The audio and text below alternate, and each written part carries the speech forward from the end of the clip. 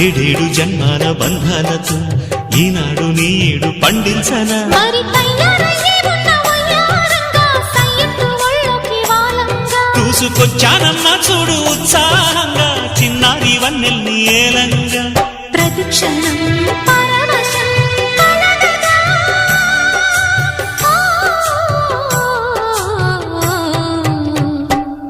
మనసా పలకవే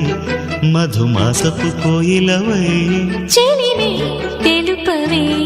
చిగురాశల గీతికవై